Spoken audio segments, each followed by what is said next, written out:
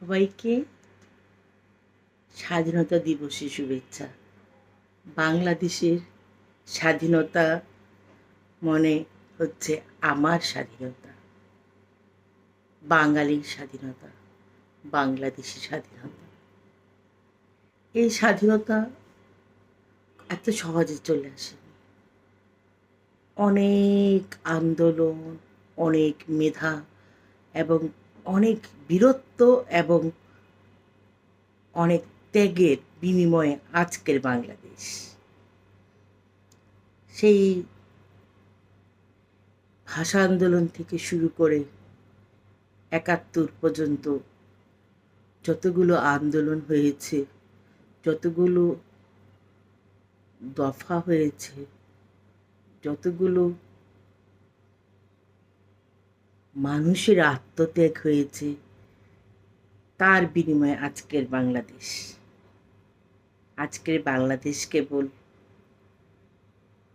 আমার একার নয়, আমার পূর্বসূরীদের আত্মত্যাগের বিনিময়ে ৩০ লক্ষ মা বোনদের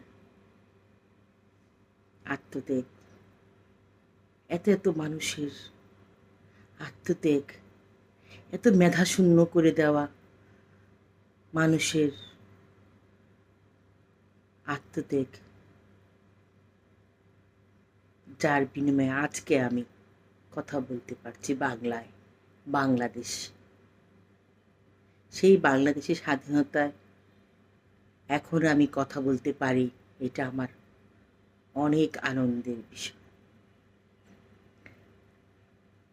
তাই একটু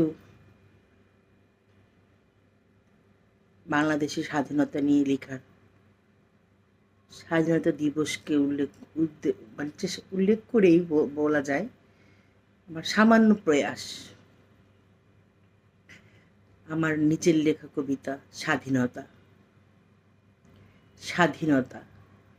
সারা বিশ্ব যখন বাংলাদেশের অর্জনে মুগ্ধ, তখন তোমাকেই আসতে হবে, আবারও আসতে হবে হে স্বাধীনতা। নারীর জাগরণে দামামা বাজিয়ে সারা বিশ্বকে তাক লাগিয়ে ছিনিয়ে নেব বাংলাদেশ।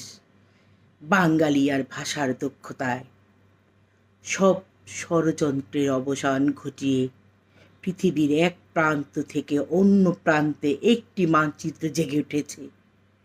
একটি সবুজ ও লালের সমন্বয়ে একটি মানচিত্র, সে আমার বাংলাদেশ।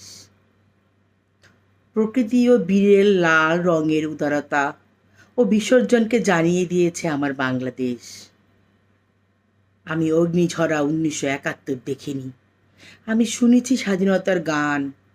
আমি ২৬শে মার্চ গভীর রাতের অপারেশন সার্চলাইট এই শেষ ২৫শে মার্চে যে অন্ধকার সময় কাটিয়েছে, সেই সময়টাকে দেখিনি। ২৬শে মার্চের স্বাধীনতাকে দেখিনি, কারণ আমি জন্মাইনি পরাধীন দেশে। আমি শেরে বাংলার বাঘের গর্জন দেখিনি, তার ছিল বীরত্ব অম্লান।